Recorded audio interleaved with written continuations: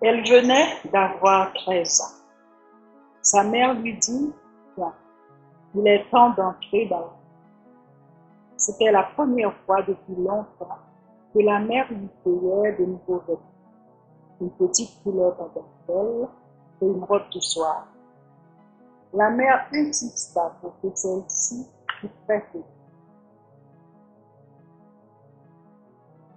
En ce début de soirée, elles vont se poster sous un lampadaire, l'une et l'autre très belles dans leur tenue.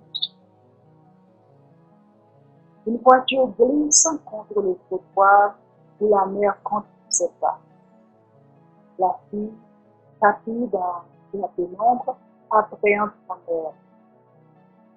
Le véhicule hésite, s'arrête un peu avant le coin. Le moteur tourne encore. La mère approche de la vitre électrique qui s'abaisse. Elle parle en chuchotant à une ombre à l'intérieur. Puis, elle revient vers sa fille. C'est l'heure, lui dit-elle, parce que c'est la première fois qu'il accepte de payer le double.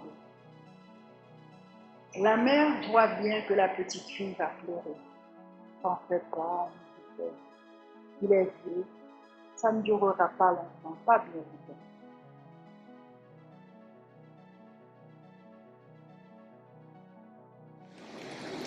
Elle emprisonne la main de sa fille, presque encore une menotte, dans la sienne, aux ongles longs, sanglants, comme des griffes. La petite, à présent, pleure sans se retenir.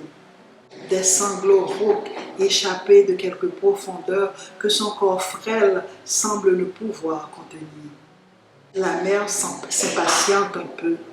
Viens donc, répète-t-elle en tirant sur la menotte. Il a déjà payé. La fillette monte dans la voiture, les yeux rivés sur sa mère. Elle ne lâche pas non plus sa main. La mère se dégage d'un geste brusque et claque la portière. La voiture démarre aussitôt.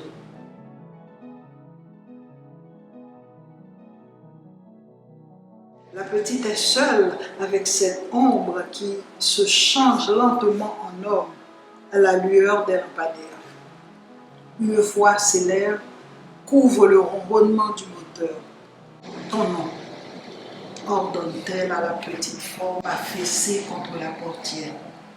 Cette boule qui s'est formée dans sa gorge, elle ne sait quand exactement, l'empêche de dire qu'elle s'appelle Blanche. Blanche, comme le sable de cette plage du sud où elle est allée avec sa mère une fois il y a très longtemps, quand elle était encore enfant. Ton nom, insiste l'homme en élevant la voix. La sienne se ferait un chemin entre les parois de sa gorge et cette bouche qui coince tout au fond. À peine a-t-elle dit son nom que l'homme se met à ricaner. Après ce soir, tu devras t'en chercher un autre.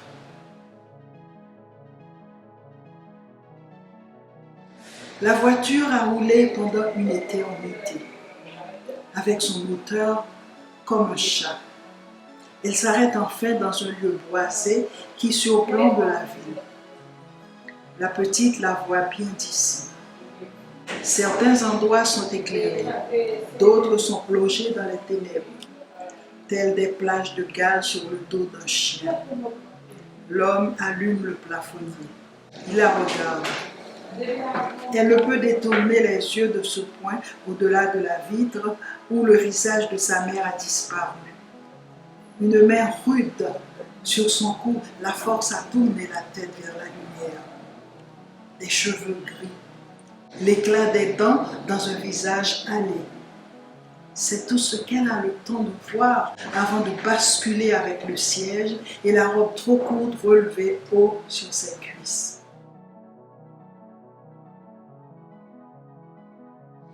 L'homme est déjà sur elle, de tout son poids, avec son souffle brûlant et cette odeur qui l'intoxique.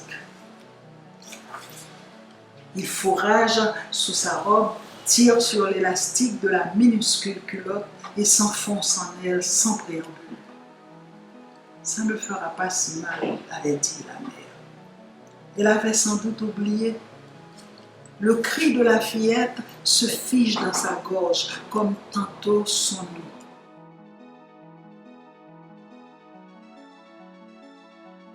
La même boule, devenue énorme, n'a rien laissé passer cette fois. Pas le cri, ni les sanglots montants de profondeur qu'elle s'ignorait.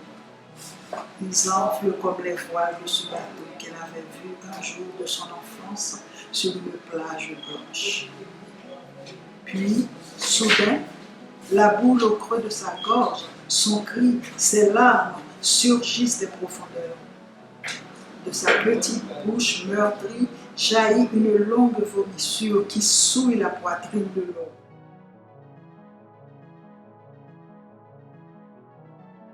Il pousse un grognement sauvage. Merde, je n'ai pas joui, salope. De fureur, il tape sur la petite, sur son ventre et sur son visage, sur ses yeux écarquillés, sur le rêve d'une plage et le voile blanche. Il tape encore et encore sur ce petit corps pantelant, inerte depuis déjà longtemps.